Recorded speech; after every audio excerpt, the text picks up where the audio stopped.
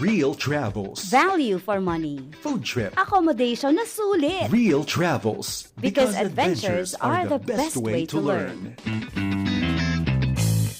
Hey guys, welcome to Real Travels. My name is Shaira De La Peña, your host and travel buddy here in this show powered by FEBC in collaboration with Shutterlight Digital. So, we're on our second episode in our Vietnam series and magsisimula tayo here in Hanoi, the capital of Vietnam. Before anything else, for our radio listeners, you can go to our Facebook page 702DZAS-FEBC Radio para you can see the video of our travel episode here in Real Travels. So today, samahan niyo ako in my Hanoi travel in Vietnam as I share to you 6 things you can do in Hanoi. Number 1, explore the Old Quarter. The Old Quarter is the most popular tourist area in Hanoi kasi andito lahat ng tourist attractions. It's a very vintage-looking area na ang daming narrow streets na punong-puno ng mga different stores, coffee shops, and food stalls. So just to give you a short background, the Old Quarter in Hanoi is a reflection of Vietnam's storied past. Its history dates back to the 11th century pa, when after independence from China, Emperor Li Thai decided to move the capital from Hualu, Ninh Binh, to Hanoi. And in the Old Quarter, ang dami mong makikita na mga bahay na very narrow and very tall. Parang toothpick tignan yung houses pag dikit-dikit. Before kasi, the Nguyen Dynasty tax on the street frontage, which is maintained today, led people to build tube houses. So, ganun talaga yung mga mukha ng mga bahay and buildings sa Vietnam. Very narrow talaga. So, it's a narrow architectural style common across the Old Quarter in Vietnam. And yun talaga yung nagpapayunik sa Old Quarter. Talaga ang daming narrow na house and stores kang makikita. The Asian streets in the Old Quarter gained the nickname 36 Old Streets, and many are still named after the product they specialize in, reflecting the craft traditions and history of the area. So, nung pumunta ako sa Old Quarter, totoo ngang madaming streets talaga. Tapos, iba-iba yung name ng streets to represent a category. For example, there's a street called Hang Tre, which means Street of Bamboos. Hang Bak, which means Street of Silver. Hang Duong, which means Street of Sugar. So parang yung accommodation kung saan naman kami nagstay in the Old Quarter, nasa may Hang Quat Street siya, which means Street of Fans naman. O diba? Per street, meron siyang category wherein dun mo makikita yung mga bagay na yon. So yan guys, explore the Old Quarter kasi may explore nyo na siya just by walking the whole day. Explore nyo lahat ng streets, mag-shopping kayo, mag-food trip kayo dun sa Old Quarter. Number 2, stroll around the Hoan Kiem Lake. So the Hoan Kiem Lake is within the Old Quarter lang and it's like the central area talaga of most tourists in Hanoi. So parang yun talaga yung center point. First impression ko sa Hoan Kiem Lake, to be honest, para siyang Burnham Park sa Baguio. Yung vibes niya. Kasi when we went to Hanoi, it was the season na malamig. So minsan foggy sa Old Quarter and then yung Hoan Kiem Lake, merong mga taong nagjo-jogging surrounding the lake, may mga nagzo-zumba, tapos parang very peaceful yung vibe. So parang parang siyang Burnham Park talaga. But it has its own uniqueness dito sa Vietnam. So nakakatuwa lang kasi you can see people, may nagbabike ka, ang daming food vendors, then you have a whole view of the lake surrounded by tall trees, very chill, very serene yung vibes at the Hoan Kiem Lake. Here, you can also see the Hook Bridge.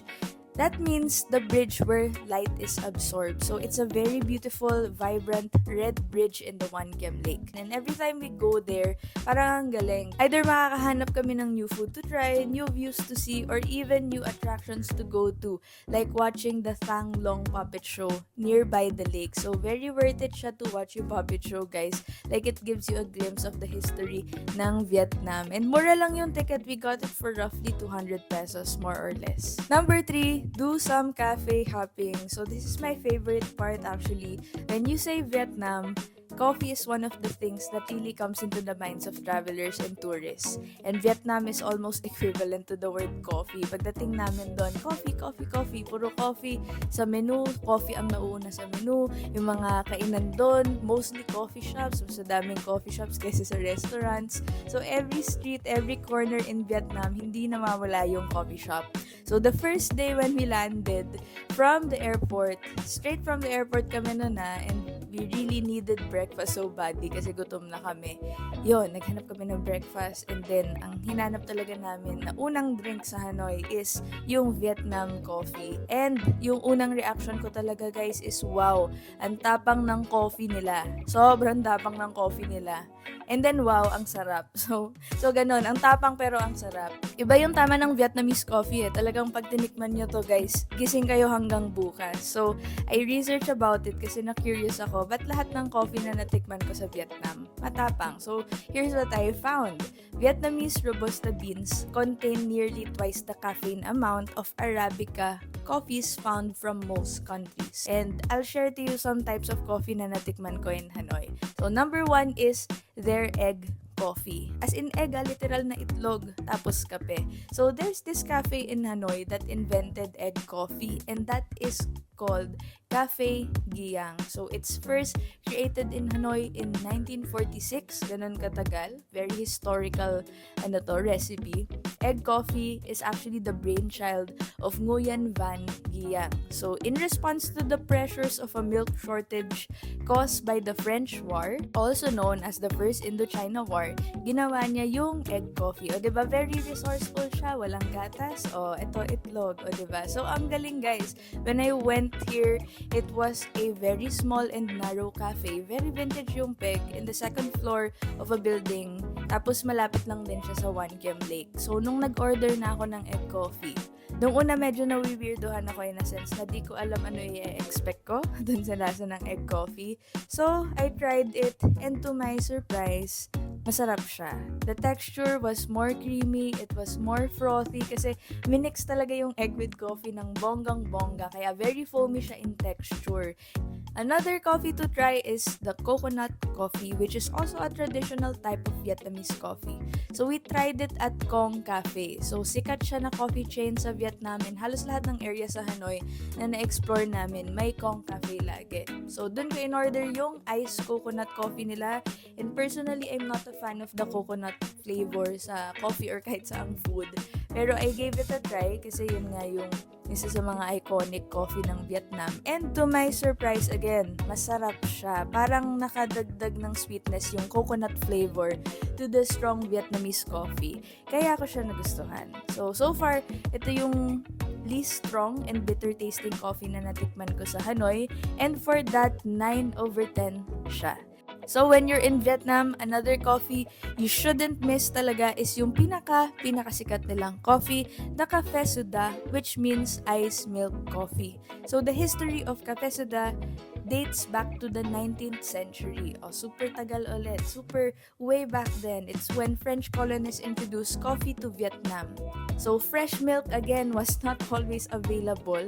So nung unang panahon pala wala masyadong gatas talaga sa Vietnam. So coffee began being mixed with sweetened condensed milk. So yun yung ginawa nilang substitute. So every day in my Vietnam travel, it doesn't really go by without having my Café Soda fix. Since nasa Vietnam naman ako, sinulit ko talaga mag-Café Soda every day.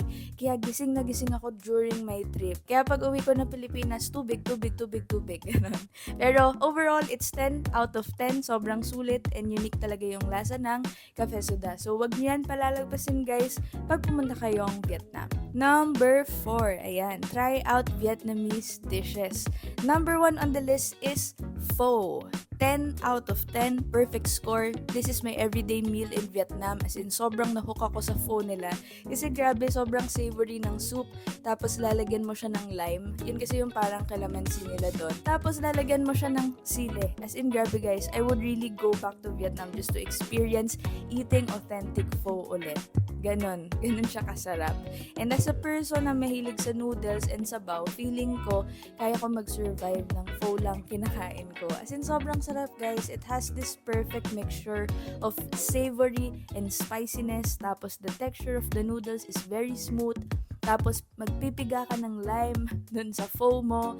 Tapos, parang masaslurp mo yung noodles. Basta ganon. It's a really good experience. And then, pho has two types, beef pho or chicken pho. Pero for me, mas masarap yung beef pho nila kasi the beef meat really goes well with the flavor of the soup plus very tender and quality yung beef nila. So, don't miss this, guys, when going to Vietnam. Another yummy food to try is banh mi. So, since naging French colony sila, banh mi is actually a famous snack in Vietnam, pero French bread yung gamit nilang bread. And it has different types of fillings and flavor combinations. So, may banh mi na pork, chicken, egg, fish, and a whole lot more. And then, may flavors sila na iba-iba din like cilantro, barbecue, pepper, cheese, and many more din. Pero in fairness, masarap ang banh mi ng Vietnam. Siguro nagkalaban-laban lang sa flavor. So, for me, as a person na gusto ng mga simple lang na palaman, the best banh mi I tasted were either pork or egg yung main filling sa bread. So, overall, 7 out of 10 for me. But if fan ka ng mga sandwiches na sumasabog sa dami yung laman at flavor, banh mi is for you to try here in Vietnam. Another food to try is bun cha. So, if fan ka ng suka na may pepino, for sure magugustuhan mo yung bun cha. So, it's a Vietnamese dish served with grilled pork over a plate of white rice noodles and herbs. Tapos yung sausawan nun lahat is suka na may pepino. As in, super sarap. Sabi ng mga kasama ko sa travel. Pero for me, medyo saktong sarap lang siya to an extent kasi hindi ako masyadong fan ng ganong lasa ng food. Pero very healthy siya, guys. So, 7 or 6.5 out of 10 for me. But personally, I would recommend for you guys to try it out pa rin. It's very cheap, around nasa 200 plus lang siya per head. Bibigyan ka ng malaking plate na punong-puno ng white noodles na umaapaw, tas may grilled pork, tas bibigyan ka ng malaking plate na punong-puno ng gulay, tas refillable pa.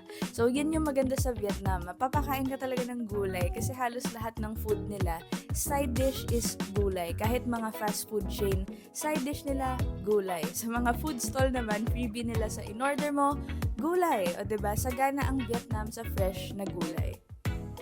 Number 5, go to Train Street.